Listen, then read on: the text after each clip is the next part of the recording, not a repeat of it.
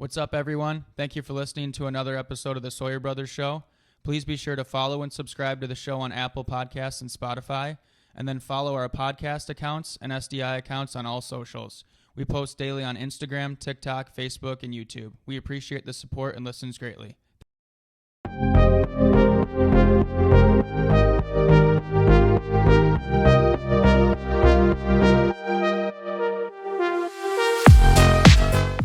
All right, so we are back, and it's been it's that time of year where playoff hockey and basketball is going on, and it's a time where we can see a lot of the ups and a lot of the downs. The reason why we love sports and competition out there is because we get to see so many people chase that goal of winning it all and having the championship and all their hard work pay off, and also a time where we get to see a lot of times for most people where they don't get to win and they get to have the playoff losses. So it's one of those times in the year where things are just, really fun right now for hockey and basketball. Obviously, baseball is just starting up. Football's been done for a little bit. But, talk about this time. You think this time's a pretty fun time of the year? Yeah, hockey season is wrapping up, getting to NCAA tournaments going on for hockey and basketball.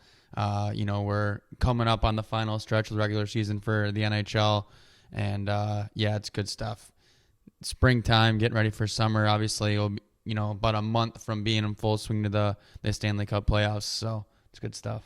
So with playoff times or just sports in general, we obviously get to see a lot of, like I said, those ups and those downs. So today's episode, we're going to talk about some recent sports stories that we've found in social media and just in general from the last couple weeks. One hockey, one basketball, and then just a couple coaches' tips of stories we found, and then a funny hockey story we also found. So first story that we want to talk about it's a nice feel-good moment from a high school hockey player from the state of Massachusetts. So Nolan Lewis, he's currently a sophomore at Westwood High School in Massachusetts. So recently in a playoff hockey game, Westwood scored an overtime game-winning goal. So as the team rushed to the ice to celebrate with their team, the most fun moment of hockey, that most exciting playoff overtime goal, everyone rushed to the player that just scored and celebrated. Well, Nolan Lewis actually decided to not foul his teammates and went and celebrated with the one player from the team that wasn't dressed. So there was a player that was a freshman on the team. Not really exactly sure if the player wasn't playing because of health reasons or just not enough players were able to dress. But there was a freshman that was dressed, that was standing next to the bench watching the game, all alone, no other players around him. And the team scores, the team celebrates on the ice, and here's this one player left alone, nobody around to celebrate with him. Nolan Lewis went over and celebrated with him, gave him a big hug, and gave his teammate who wasn't dressed that moment of celebration. So Andy, I want to ask you, how cool is this story?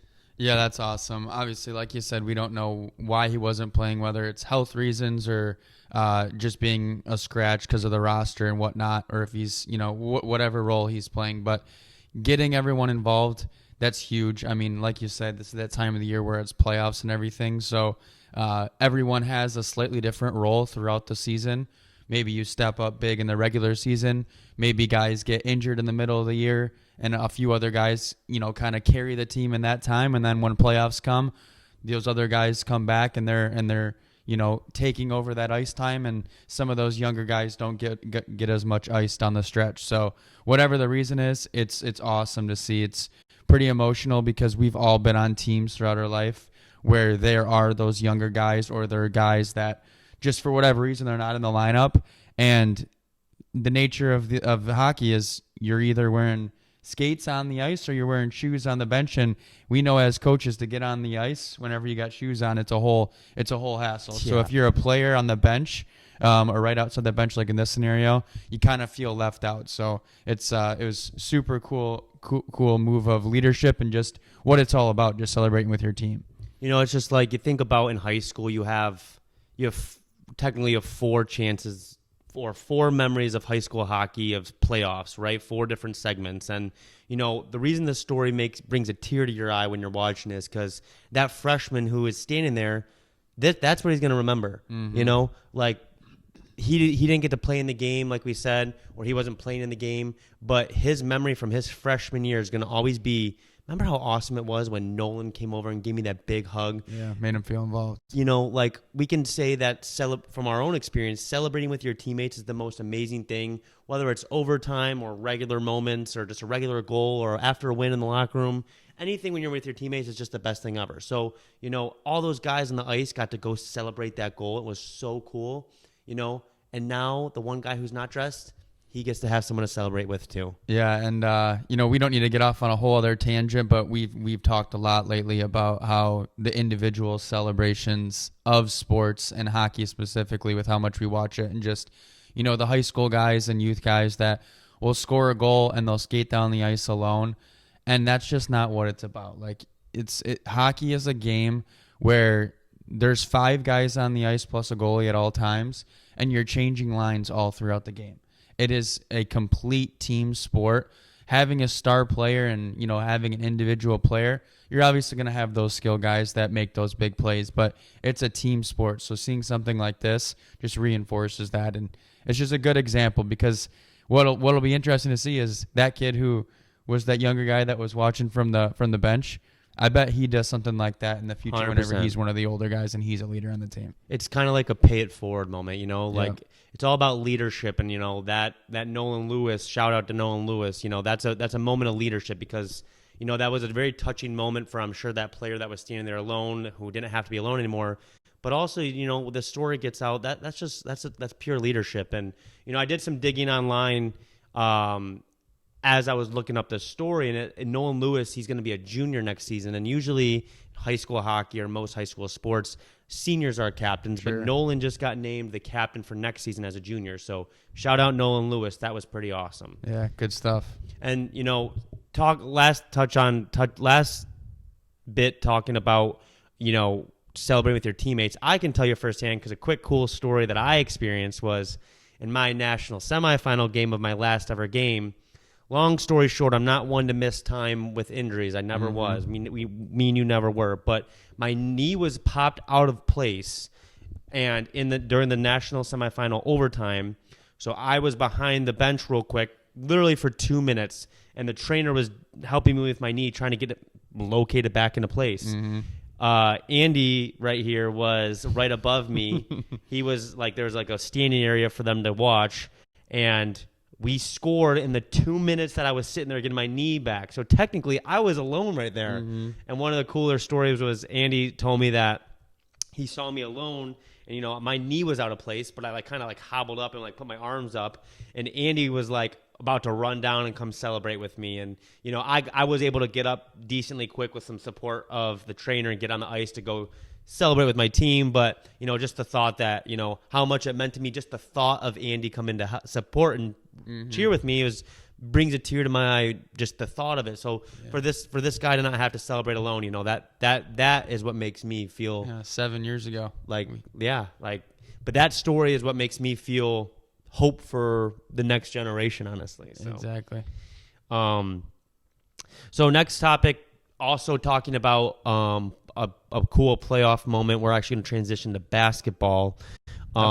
And talking basketball now. So switching over to basketball for a minute. We're not the biggest basketball guys, but this is a story that I think most people can get behind. So to build on another story of someone that wasn't able to play a ton.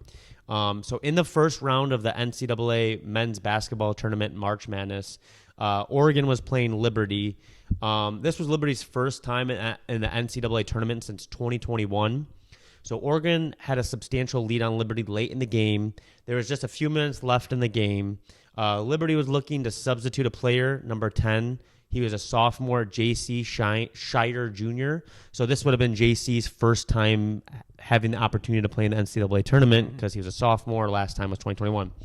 So the game was going on. There probably wouldn't have been another time for him to get in for the timeout or substitute. We don't know all the basketball rules, but with the clock running down, it looked as if Scheider Jr. wasn't going to get into the game. Referee Roger Ayers took initiative and acted like he was cleaning up a wet spot on the court, forcing him to then blow the whistle, which then allowed J.C. Scheider to come in. So a really cool moment where probably was nothing wrong with the court. You can kind of tell in the clip, but the Roger Ayers took initiative, paused the game, allowed the player, J.C. Shire, to come into the game and have his moment in the NCAA tournament. These are moments that not everyone gets to do. Now this player gets to say for the rest of his life, I got to play in the NCAA tournament, all because of this cool, simple gesture like this. So, Andy, I want to ask you, what are your thoughts on this gesture? And, what does this look for, in the big picture of athletes and referees appreciating the game? Yeah, it's respecting, respect for the game. It's once in a lifetime stuff. I mean, not everyone gets to play in the tournament. And, to have that opportunity just to touch the court and just know, even if it was just real quick late in the game when it's basically over, he still got on the floor. And that's a huge deal. And in the clip, you see the ref and the player, they know what they're doing. He knows what he's doing in that moment. And that's just the thing.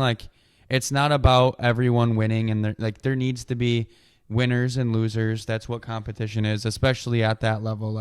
We're not talking about 5-year-old kids learning how to play a sport. We're talking about big athletics, big competition, big money, the biggest stage. And it's not necessarily that we're just okay, yeah, everyone deserves to win and everyone deserves to play. That's not the point. But in that situation, it's just part of it. The kids worked hard, the teams worked hard to get there. And if the only reason he's not getting in is because for whatever reason there's an extended play where there's not a whistle and the kid can't get on the ice, get on the floor. That's what this ref did. So that's a good example of a ref controlling the game. A lot of times people criticize refs for just trying to be the star of the game. And, this is an example of him controlling the game in a positive manner. And, now this, I'm not saying this J.C. Shire won't come back and play in the tournament next year, but, he almost had an I made it moment. And, there was a bunch of people, and man, it just makes my eyes water now. There's a group of people sitting in the crowd or watching at home, little brothers, little sisters, his parents, his grandparents, that said, there's JC getting in the game, exactly. All made happen because of a simple gesture by a referee. So, like we said, these refs, something that we all got to remind ourselves sometimes is that, we wouldn't have a game without them. It's really easy to criticize refs, and yes, they make mistakes too, and it's really easy just to blame them for stuff. But you got to remember that they love the sport. If they 100%. If they didn't want to if they didn't love the sport, they would go find something else. They have to appreciate the sport. So, I don't really know much about basketball. I'm not going to act like I do. I don't really know who Roger Ayers is. That's the first time I've ever heard of him. Maybe he's a great ref. Maybe he's a quotation mark tough ref. Mm-hmm. But this is the kind of moment where, J.C. Shire, his family, his friends, they all get to say, you know what? He got to play in the tournament because of a simple gesture like this. Exactly. And that's just, like you said, the refs are going to make mistakes. They're human beings, but they're passionate about the sport too. These guys aren't making millions of dollars to ref games. A lot of guys at different levels, not necessarily collegiate or professional, but a lot of refs are working as a ref as an extra thing. They're obviously paid well at times, but a lot of them have other jobs and they're human beings. And this all comes down. It's just a reminder that it's all about the players. As coaches, as refs, parents, whoever you are, every sport is all about the players. And if a player deserves to be on a team and be in that moment to get some play time, to know that he accomplished that, it's a huge deal, and I'm proud to see that. 100%. And it's so nice it's refreshing to see, because you see all these tough stories in the news about this, or this ref did this, or this player did this. This is just one of those stories that, I've seen it on my feed, and, it makes me smile, Yep. Not to be dramatic and cheesy, but I sit there and I'm like, this is what sports are about. This makes me sit back and just chill out a little bit, because if you know me and Andy, we're both very competitive, and I'm not taking anything away from it. We've all had our fair shares of competitive drive and working hard and being a little crazy. To be good at something in sports or life in general, you got to be a little crazy at times. Mm-hmm. So I'm not going to act like I'm not a little crazy and competitive, but it's moments like these where you take a sit back and you go, how lucky are we to, first of all, play sports, and second of all, just appreciate sports. Yep, absolutely. both of those stories are pretty nice and just two good examples of just some feel good stories where there's a lot we can learn from and just kind of appreciate. So the next two topics we're going to talk about maybe some coaches' advice from a cool story I found in the NHL recently, and then we'll finish with another just cool, funny story about Alex Ovechkin. Mm-hmm. So first, I'll tell the story real quick that I saw, and then we'll talk about maybe our coach's perspective and our coach's advice of it. So Jared Bednar, he is the head coach of the Colorado Avalanche. Recently, the Colorado Avalanche were playing the Montreal Canadiens in the shootout, and the Colorado Avalanche ended up winning in shootout. And afterward, Jared Bednar came out and pretty much told us a really cool story. So during the shootout, Jared Bednar was vocalizing to the team who was about to go out next and shoot. So originally, he chose Jonathan Drouin to go. Jonathan Drouin has been on the Avs for a few years now. He's a known guy on the team, very great player, and he was supposed to go out next. Drouin looked back at Bednar, per what Bednar said, and said, "Coach, I think Brock Nelson should go next." Brock Nelson, newly acquired Colorado Avalanche player, he comes out, still trying to get involved with the team, still trying to make a name for him, get his role of the team, I should say.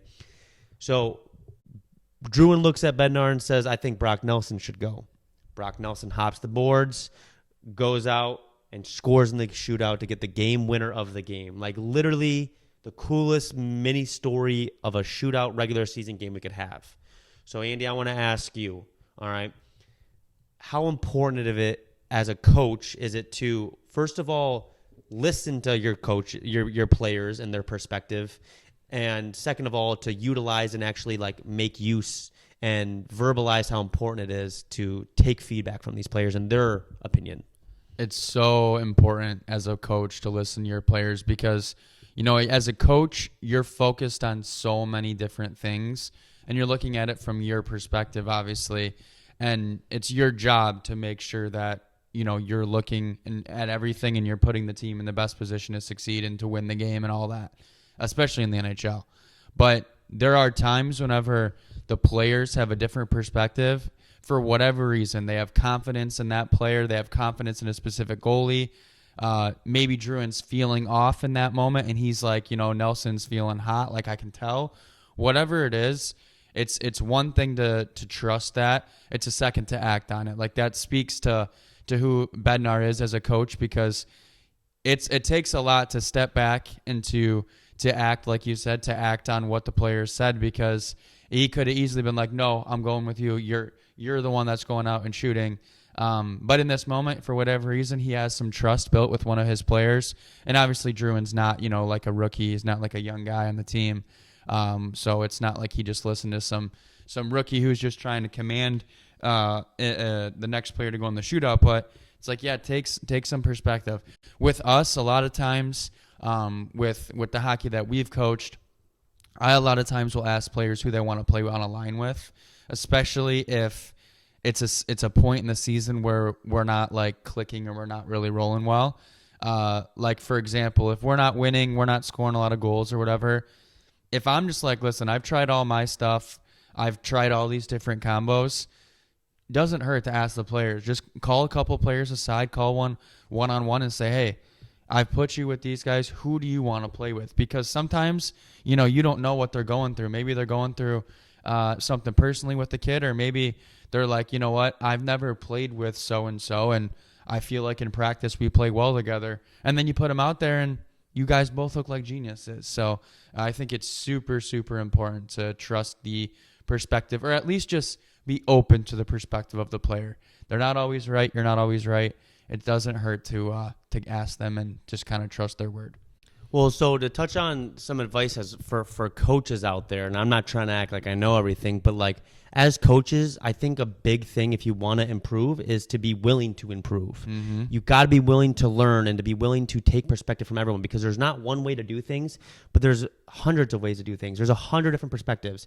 You put 32 different coaches in the same season with the same team, you're gonna get 32 different outcomes. 100%. So there's so many ways to do things. So I think as a coach, if you're willing to take a step back, like you said, and not really be arrogant, but like just be willing to learn and to listen and improve, because that's so important to be able to listen to others. Jared Bednar is the head coach of a Stanley Cup winning team, Colorado Avalanche. I think he's won at every single level. I think he won in the AHL as a head coach.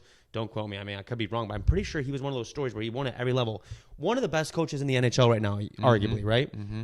So if he is willing to, in a moment, like we said, a high-pressure moment in the playoffs, in the regular season, fighting for a certain playoff spot for home ice, and he's willing to change his word because someone else said so, that is so important for coaching. Yeah, it's huge. Like I said, it just really speaks to, the commitment to, just like you said, want to improve and want to succeed. And ultimately, whether you're the player, you're the coach, whoever you are, you have the same goal, which is to win, and for the team to succeed. And it is the coach's job to put the team in that position and to adjust the lineup, adjust the lines, adjust the systems, all that. And the player's job ultimately is to go out and play. But sometimes whenever you have those random little moments, and a shootout can be one of those, shootout, the coach doesn't really have any impact other than who's going on the ice for that shot. You don't get to adjust the system like, the player, that's just the player going down one-on-one with the goalie.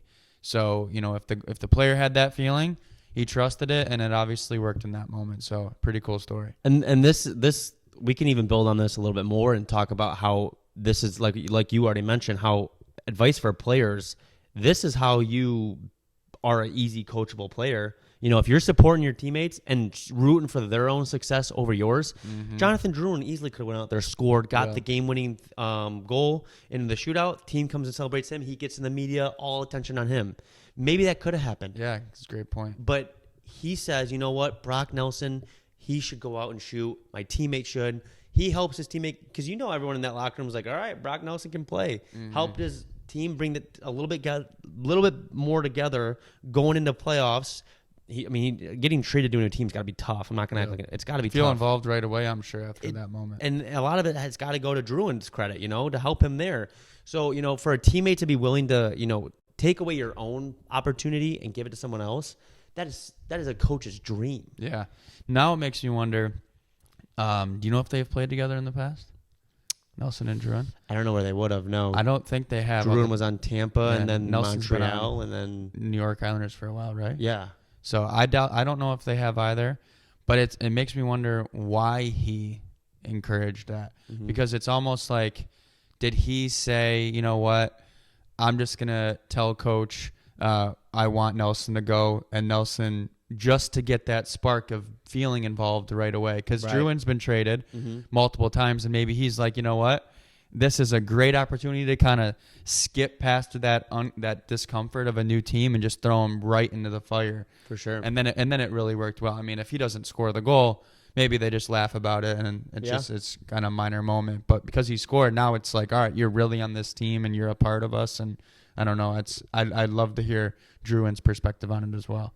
And that's when you have teammates who are willing. When you have a group, it's contagious. Like I'm not now. There's an opportunity where Brock Nelson next game or next week he helps out Drouin or goes a little bit out of his way, or maybe goes and says, you know what, I'll block this shot because I know it'll make that guy happy, and I really respect what he does and what he did for me. So and that's when you get that. It's team camaraderie. It's just the camaraderie and that's why Colorado Avalanche. If I had to throw money on someone to win right now, I'm betting them right now because they are a tough team to beat. They changed their entire roster. That's the thing to think about. And that, we just keep, as we're talking, you think about more points, but like they have a whole new team than even a couple months ago. So you need guys like Jonathan Drouin to come in and, take that leadership role to help him, Yep. So when you have guys that are not being selfish, it becomes contagious and allows more people to want to do the exact same thing. I would love to see Colorado win because I'd love to see, first of all, McKinnon. He's been, one of our favorite players pretty much his whole career. But going back to him playing with Drouin and Halifax years ago when they won the Memorial Cup, I remember watching that. They're 95s, so they're, I think McKinnon's like September of 95. Yeah. He's like 4 months older than me, and I remember watching them beat Seth Jones and what is it, Portland Winterhawks, I think, in the Memorial Cup in 2013. And they were teammates, and then now, 12 years later, they got a chance to win a cup together. It'd be a pretty cool story. And McKinnon was the first overall pick. Druin was the third. McKinnon started off, maybe kind of slower for a first overall pick for those first couple years, and then just lit up. And now he's the best player in the world, arguably. And Druin's had a tough road. We don't know all the stories. Nobody ever does, except if you're in the locker room. So, but he's had ups and downs. Been around the league a little bit. How cool is it for him to come back and play, like you said, with McKinnon? I wonder if they're buddies. They gotta be. They gotta be, because like I said, they played juniors together, and like you said, he hasn't had that same. If we look at the top 4 picks, now we're gonna knock off on hockey nerd tangent, but that 2013 Memorial Cup, it was Druin and McKinnon versus Jones, and everyone thought Jones was going first overall. And you fast forward a few months, normally that's in May. Fast forward to June when the NHL draft happened. It goes McKinnon 1, Barkov 2, Druin 3, Seth Jones 4. So you look at those 4 guys, Seth Jones is a step below McKinnon and Barkov of what they've accomplished, obviously, in their career. But Druin is a big step below that as well. So now that he's, at a point, and credit to him, he's 29, 30 years old and just keeps going. And now he's at a spot with his buddy from years ago, and he's just, trying to help a team win a Stanley Cup. So I think that's probably one of the storylines that I'd like to see the most. 100%. So we're rooting for Druin. We're rooting for Colorado. We just want to see some good hockey this playoffs. I feel like last year there was so much hype for the first round, and it just didn't. I feel like every game was done in 5 or 6 except 1. So, All right. So this last story of the podcast episode we wanted to talk about. This is a story coming from Flames reporter Eric Francis. Just want to give him some credit because he's the one that I saw post about it. So, during the 2018-2019 NHL season, Alex Ovechkin and Leon Draisaitl were both in a race for the Rocket Richard Trophy for the most goals in a season. So Ovi finished the season with 51 goals. Draisaitl and the Oilers had 1 game left. In the very last game of the season, the Oilers were up 2-1 over the Flames. Being down 1 goal, the Calgary Flames pulled their goalie. Leon Draisaitl came down on an empty net to shoot and score and to tie Ovechkin for the Rocket Richard Trophy.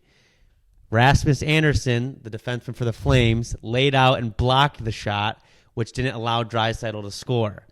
So that way, Ovechkin got to win the Rocket Richard Trophy solo and by himself. So the shot was blocked by Rasmus Andersson. The cool story is a couple months later, Alex Ovechkin sent a signed stick over to Rasmus Andersson, thanking him for blocking Leon Draisaitl's shot. This is just, Alex Ovechkin, greatest goal scorer of all time, about to pass the record as we record this. How cool is this? How funny is this? I just feel like this story with the humor and the beauty behind it is just so Alex Ovechkin. That's why he's going to go down as one of the greatest of all time. But how cool is that to send a stick over to Rasmus Andersson? It's completely Ovechkin. It's just another story.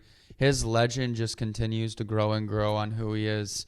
It just speaks to just how much he loves scoring goals. Oh, yeah. Because, obviously he's got tons of sticks. It's a really, really small symbol. It's a small gesture to send a stick to a defenseman, but he sent the stick to a random defenseman on a random team just for, indirectly helping him win an award for the year to score the most goals, the Rocket Richard.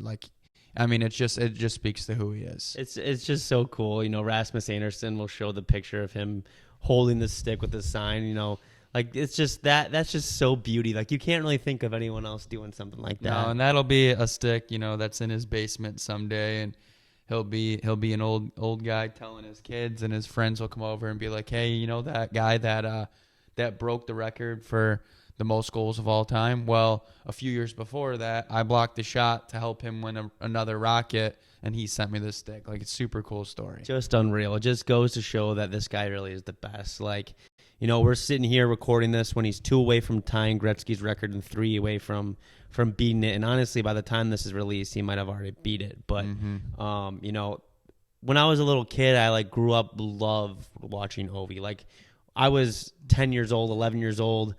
I remember being on our computer watching Alex Ovechkin highlights of these music. I remember the first YouTube video I've ever seen was Alex Ovechkin highlight video Really? to the Dream On song. Oh my gosh. It was the first time I had ever went on that site, and I was like, what is this website? And I was like, oh, it's like a hockey highlight website. It's like, no, this is YouTube, and there are hockey highlight videos.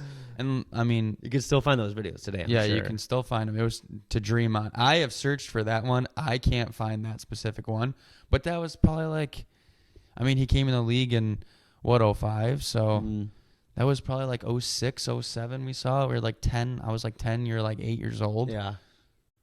But it's so cool. Like those, I just remember watching those highlights, and he like made me want to play tough. Like I remember, I mean, I was no tough player, but I did throw the body around a little bit here or there, especially more when I was in Pee Wee. But I remember like seeing him with that black and white with the like gold and blue jerseys and like the dark tinted visor, the yellow laces, just pants that were massive. The worst style, just but the worst best style of all player. time.